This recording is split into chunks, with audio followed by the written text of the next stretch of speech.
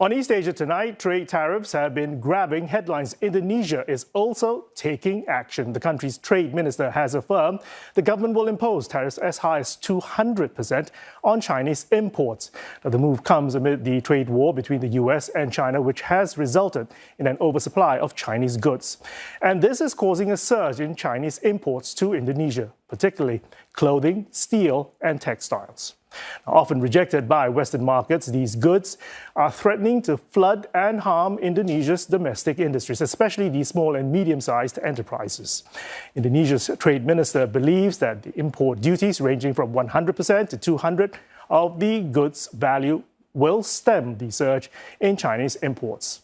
Annual trade volumes between the two countries exceeded some $100 billion. Remember, China has been Indonesia's biggest trading partner for more than a decade and has ranked among the top 3 sources of foreign direct investments for 8 consecutive years now. Well, joining us live from Jakarta for more on this is CNA's Indonesia correspondent, Saifulbahri Ismail. Saiful, good to have you with us. Now, I've talked a little bit about the why as to Indonesia slapping these tariffs on these goods, but what about the timing of it? What has been the impact of Chinese imports been to Indonesia's domestic industries? Well, Roland, several industries in Indonesia, such as textile and footwear, have been hit hard by imports coming from countries like China. These imports are much cheaper than locally produced goods, and companies in Indonesia have found it very hard to compete with the products. So these new regulations are expected to protect domestic industries from unfair competition, especially with the influx of goods from countries with significant surpluses. Now, this measure is in response to the increasing number of layoffs and closures in the domestic textile industry. A number of textile companies have closed, and it's reported that some 150,000 workers have been laid off so far. The Indonesian Textile Association has urged the government to protect the industry, and it said that the wave of bankruptcies among small and medium textile industries was caused by the flood of textile imports over the past 2 years.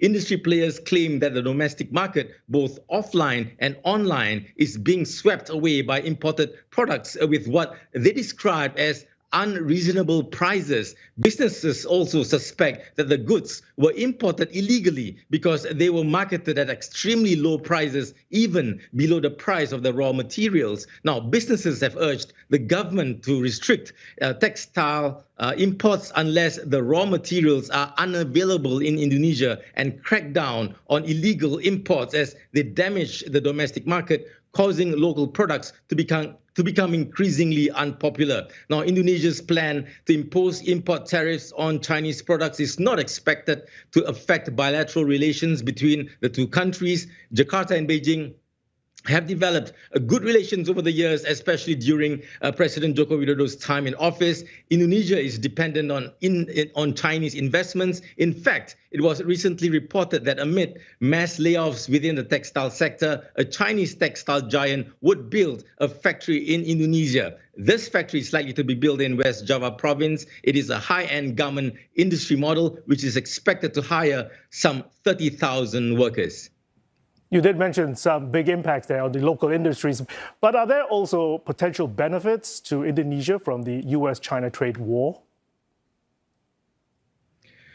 Well, the Indonesian government has said the country may benefit from Washington's newly introduced tariffs on Chinese goods. For example, Chinese electric vehicle makers are poised to penetrate further into Southeast Asia to countries like Indonesia due to these tariffs. Now, EV sales in Southeast Asia are expected to hit between 80 and 100 billion US dollars by 2035. Of these, Indonesia is expected to be the region's largest market by volume, with estimated sales of 4.5 million units. Now, Chinese EV giant BYD is set to build a $1 billion factory in West Java province that's scheduled to start operations in 2026. Now, Coordinating Economic Minister Erlangga Hartarto has also previously said that Indonesia might snatch some of the US market share that otherwise would have been claimed by Chinese exporters, and that Jakarta would try to maximize critical mineral exports. The US has recently announced massive increases in tariffs on electric vehicles and semiconductors from China, accusing Beijing of